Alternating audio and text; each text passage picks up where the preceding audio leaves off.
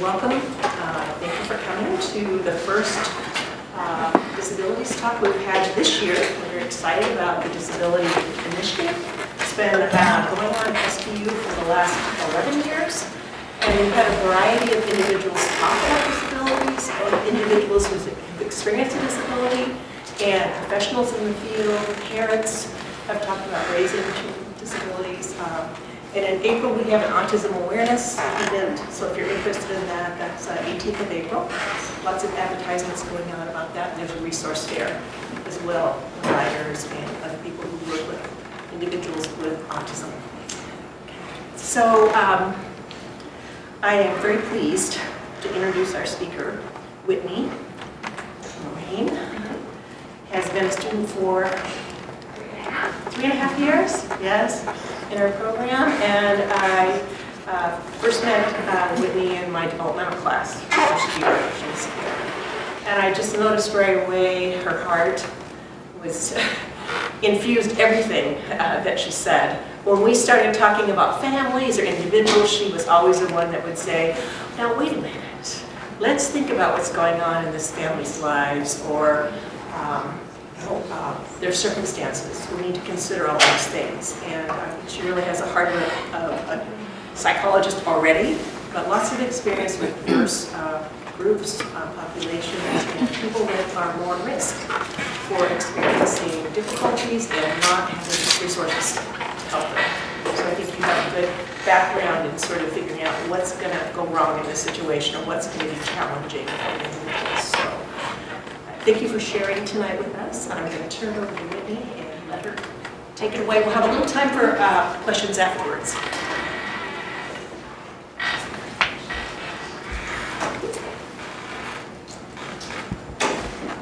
So, good evening. I want to first start off by saying it is not completely lost to me that I am presenting in a room that is not terribly accessible.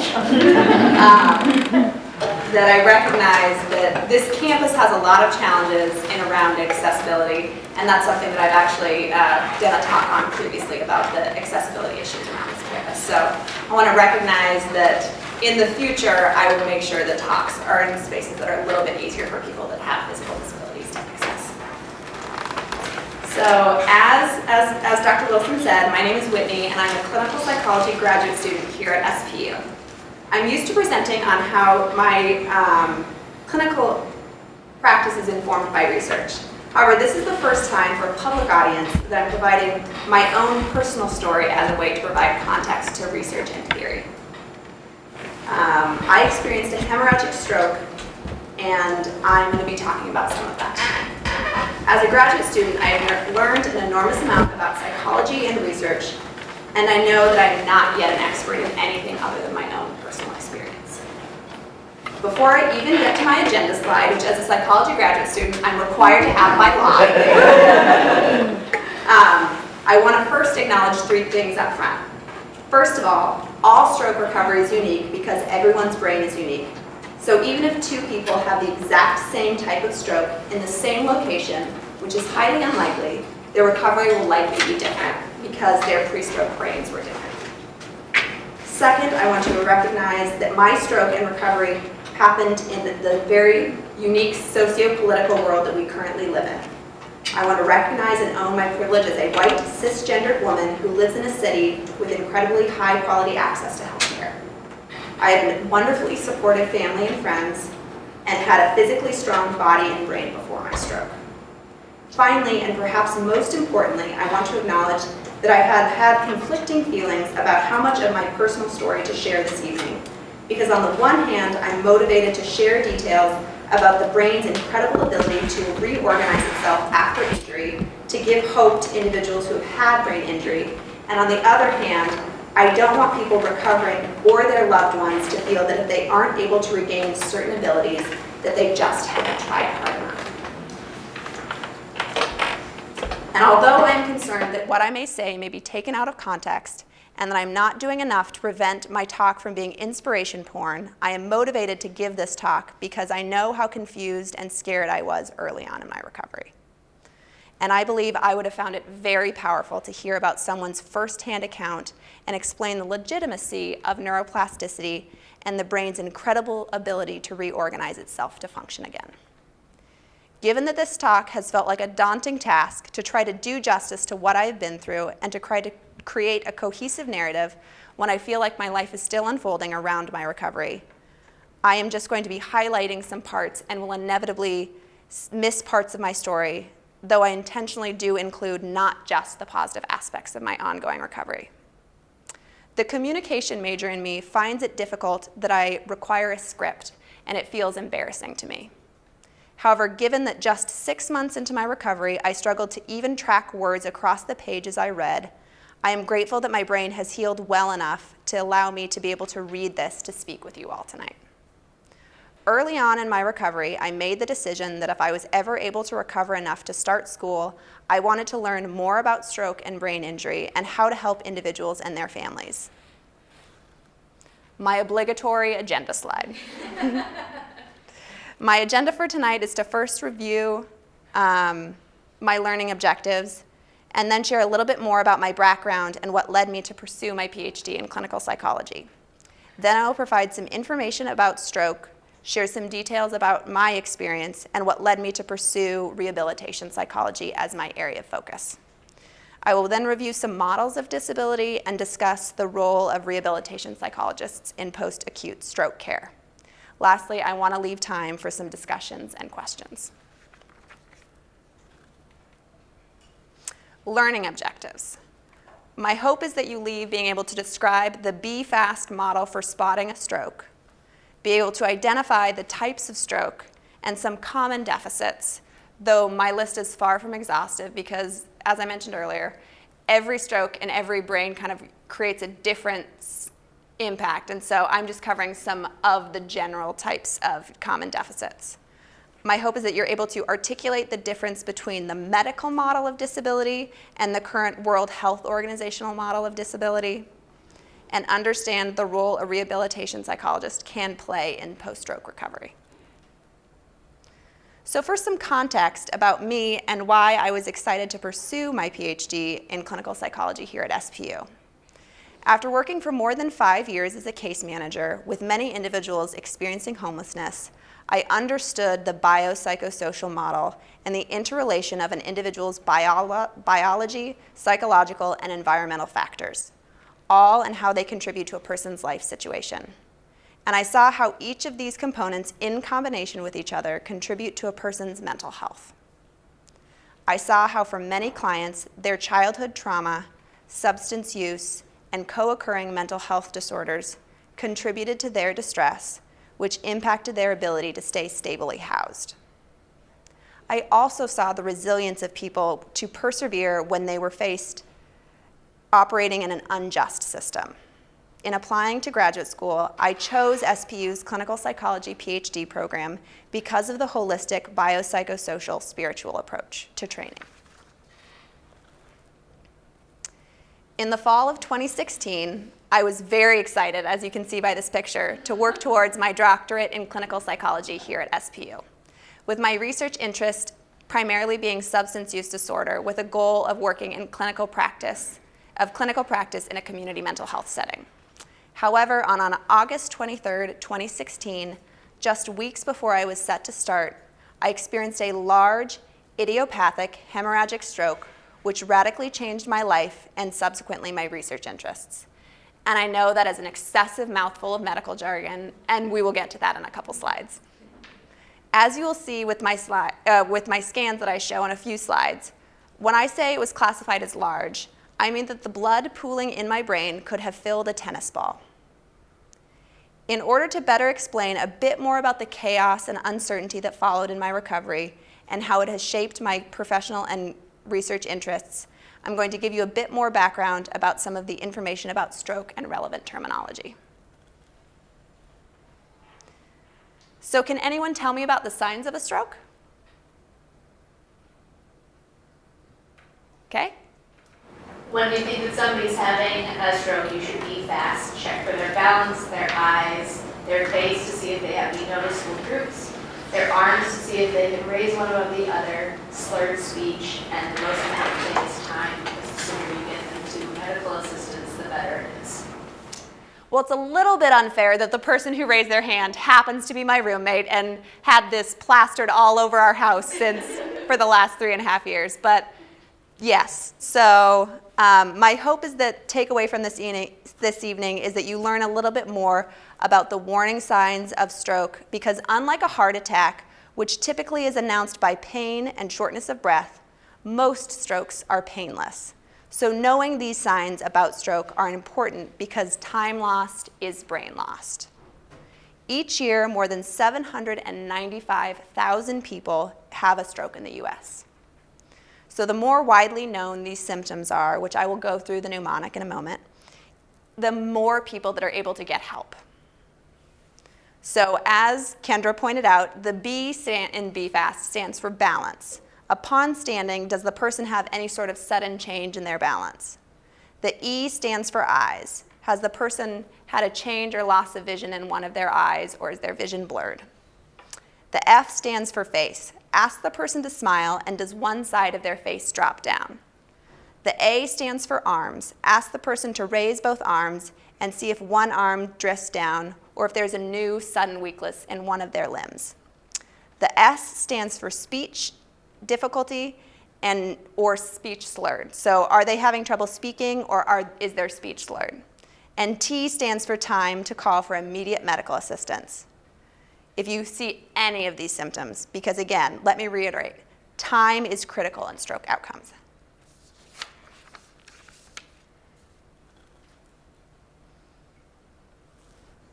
So not only do 795,000 people have strokes, but 750,000 people survive strokes annually. So understanding the consequences of stroke is really important because of how widespread it is. And because stroke impacts our brain, the organ that is responsible for our thoughts, emotions, and behavior, stroke is the leading cause in long-term disability. There are two main types of stroke. There's ischemic strokes and there's hemorrhagic strokes. Ischemic strokes account for the vast majority of more than 85% of strokes and are the result of blood flow to an area of the brain that is being blocked by a clot, an embolus, or a hardening and narrowing of the arteries. When brain cells are deprived of oxygen, they are unable to function and die unless blood flow is restored. Treatment for ischemic strokes include a medication called TPA, which breaks down the blood clot, and as of 2019 recommendations, they now support use for up to 9 hours after the onset of symptoms. This means that for people who wake up with symptoms, they are now potentially eligible for this drug treatment, which they previously weren't. There's also endovascular stroke treatments where they insert a catheter into an artery and then guide it up to the brain to break up the clot and remove it. The other type of stroke is a hemorrhagic stroke, and this is bleeding inside or around the brain tissue. In a hemorrhage, the stroke cell death may be the result of increased pressure by the buildup of the blood volume, a reduced blood flow to the areas downstream of the hemorrhage, or neurotoxic metabolic changes resulting from the bleed. Unlike ischemic strokes, there is no standard pharmacological treatment other than if someone has really high blood pressure, you want to help them reduce their blood pressure immediately.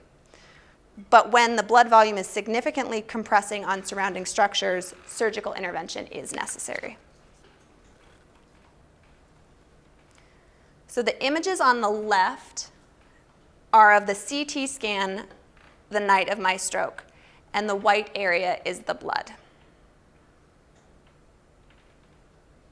The images on the right are the anatomical drawings to give you a sense of what parts of the brain were impacted. My stroke was classified as a large right frontoparietal intercerebral hemorrhage with extensive intraventricular extensions. Yeah, I know. That is an excessive amount of medical jargon. I felt like having a stroke required that I become an amateur neurologist just to even understand what happened to me. So let me see if I can better break that down in more simpler terms. Large, as I indicated, is the classification based upon the volume of blood that was present in my brain.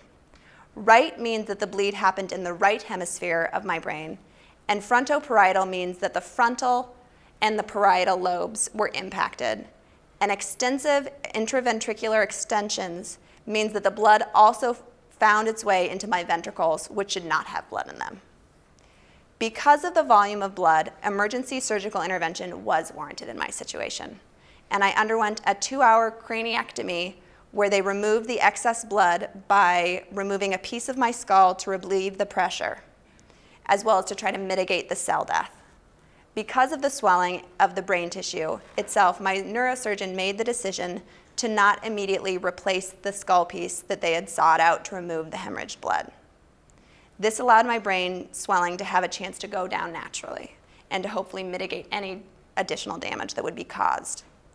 My stroke is further classified as idiopathic, which is the medical catch-all I've learned for, well, we've done all the tests and we still don't know where or why the blood came from. So not only did I have to adjust to all of the physical and cognitive challenges of my stroke, but I also had to live with the fear and ambiguity that there was no clear answers to what caused my stroke. In order to better understand stroke and stroke recovery, it is important to understand that the brain is lateralized, meaning that the brain is divided into 2 halves, a left hemisphere and a right hemisphere. And just in case neuroscience did not seem confusing enough, the brain has contralateral control over the body, which means that the right hemisphere controls the left half of the body and vice versa. Although many functions of the brain do require networks all over the brain to work together, in general, speech and language deficits are more common after damage to the left hemisphere, and spatial perceptual deficits are more common after damage to the right hemisphere. So therefore, depending upon the damage of the location in the brain, people may experience a variety of difficulties, including difficulties with language, which is known as aphasia, difficulties controlling movement, difficulties with processing, remembering information, and regulating their emotions. So there's a common sequence of physical recovery after a stroke that was developed by a Swedish physical therapist that emphasized this kind of typical pattern. The first stage of this pattern is a really flaccid stage where there is no movement on the affected side. As a way to explain and demonstrate this, I'm going to share a video that was taken by my brother 2 days after my stroke when I was being fitted for a helmet that I was required to wear for a month of my first month of rehabilitation while my brain was dealing with the swelling because the skull piece was out. Bring it up on the count of 3. You ready? 1, 2, 3. Keep your head up, Whit. There you go. Hold your head. I know it's going to feel like it weighs a lot right now. Good job. I'm going to bring you around here. There you go. Keep your head up, Whit. Hold that head up. See if you can lift up and look up until you see my eyeballs. Good job, Whit. Awesome. Squeeze and show. There we go. So we look like that. If you can line your nose up with my nose. See if you can bring your head there. Good. Now try to hold right there. Good job. Head up, head up, head up. Excellent. I'm gonna keep it. You feel my fingers back here? So as you can see, even with the support of 2 rehabilitation specialists, I was having difficulty even sitting up and supporting my own head. Looking back at this video, I am reminded of how much effort it took and how difficult it was for me to relearn how to do the most basic physical tasks. A brain injury is different from other types of injuries because there's nothing wrong with the affected limbs, mechanically speaking. Instead, the issue originates with a compromised signal. As a friend of mine, who is also a fellow stroke survivor, explained, trying to move an affected limb early on in recovery is like asking someone to move the 3rd arm that's growing out of their back. It feels impossible. With repetitive practice, you can create new networks to more easily do those tasks, but it takes an enormous amount of practice and work to rewire the brain. After this initial stage of complete non-movement, typically there is a development of spasticity in the muscle, which is the muscle spasming and not turning off because there is a disconnect between the signals of the brain and the spinal cord. To be honest, I have asked my stroke doctor to explain spasticity to me nearly every time I see him, and I still struggle for him to do it with accessible language. So if you're still confused, I still am confused. Even once any sort of voluntary movement happens, about 8 of 10 stroke survivors experience weakness on their affected side. And this is known as hemiparesis. This can greatly impact activities of daily living, such as making difficulty walking, grasping objects, and muscle fatigue, as well as lack of coordination. This next video that I'm going to share was taken 37 days after my stroke, while I was still doing rehabilitation inpatient. And what you can see is that I'm still very much struggling with coordinating my movements of walking.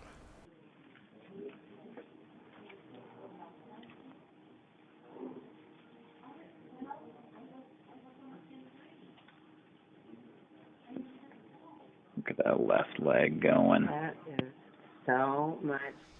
So in this video, you can see that I am able to begin to move my left leg more and clearly have more mobility than I did in that first video, but still I'm not walking with a fluent gait.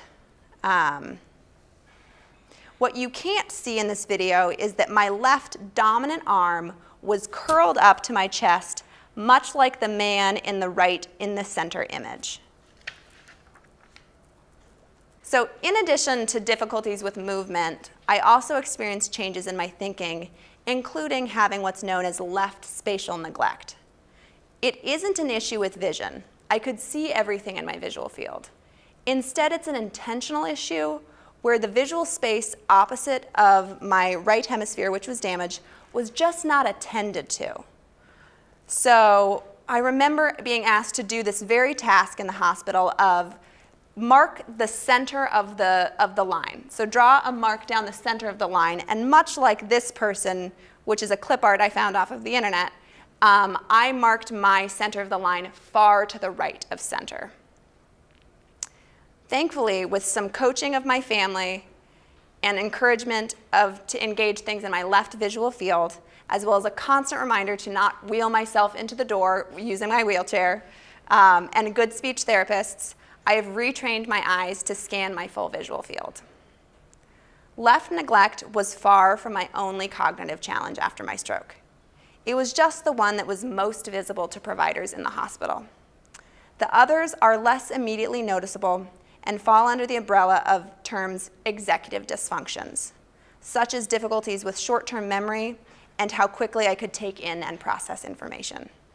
Testing was done in the hospital to assess these areas and where they were, but it was mostly that worked on once I left the hospital. As with nearly a third of stroke survivors, I experienced post-stroke depression.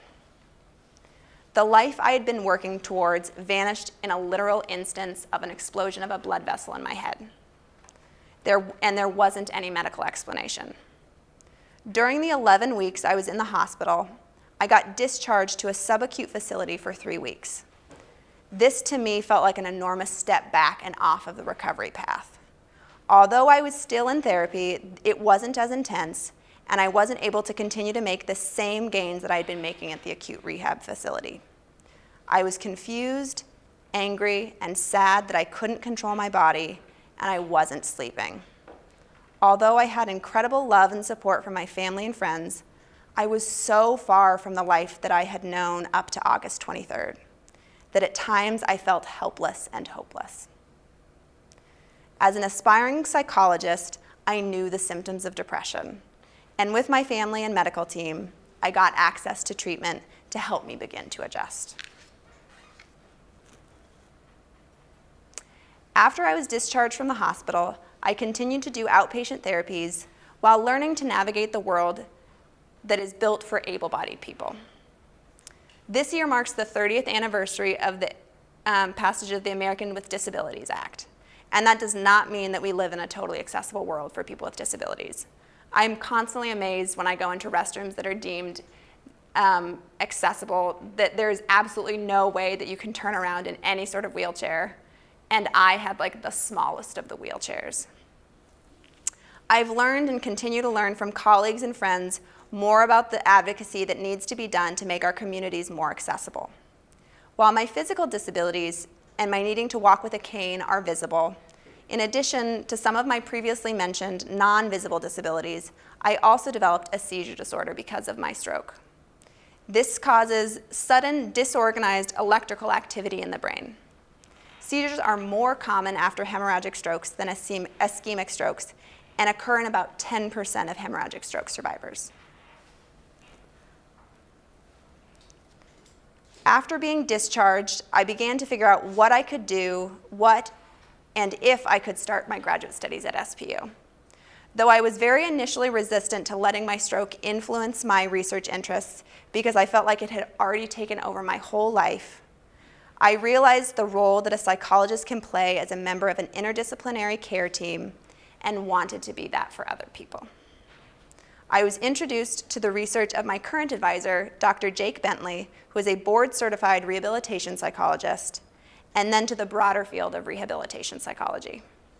Once I read the seminal text of Dr. Beatrice Wright, Physical Disability, A Psychosocial Approach, which, by the way, was written in the 80s, and I learned more about the foundational principles of rehab psych, I knew that I had found my new academic pursuits. What really solidified rehab psych for me was reading about the foundational principles, specifically the principle of human dignity, which is that regardless of the severity of disability, all people deserve respect, encouragement, and to be treated with dignity. The foundational principles of rehab psych well aligned with my strength-based, person-centered approach I developed as a case manager, and also resonated with me now as a person with an acquired disability. Many of these principles can be seen in the World Health Organization's model of disability. Unlike the medical model of disability, which divides people into good, my right arm is good and working parts, and bad, non-working parts, so my left side, my affected side, is the bad, non-working parts, the WHO model understands that disability is a dynamic interaction between a person's body, their current environment, their participation, and personal factors. Furthermore, the WHO model helps to capture the principle that adjustment to disability and coping is a dynamic and ongoing process. It is not a static thing that happens and that you check that box and you're done. Much to my dismay, I've wanted that this whole time. The very type A person in me would love to just get it done and over with. But that is in fact not how this works. It is very much dependent upon the social and environmental context that you're in. From this framework of rehabilitation psychology and after stroke, psychologists can help with a variety of goals. Outlined in the Rehabilitation Psychology 3rd edition handbook that just came out in 2019, the role of a rehab psychologist after stroke can play a variety of goals, and I'm just going to mention a few of them. And they include pain management, which can include using acceptance and commitment therapy, which is using mindfulness strategies mixed with acceptance and behavioral change strategies to kind of increase a person's psychological flexibility. For fatigue management, you can use progressive muscle relaxation, where a person is guided through tensing and relaxing different muscle groups to get into a deeper state of relaxation. Or my personal favorite, which I probably teach the vast majority of the people that I work with, is diaphragmatic breathing, which is the body's ability to use your breath to downregulate and turn off the fight or flight response. There is also an entire text dedicated to compensatory strategies for addressing impairment and executive dysfunctioning, which I have not yet read but is on my ever-growing reading list.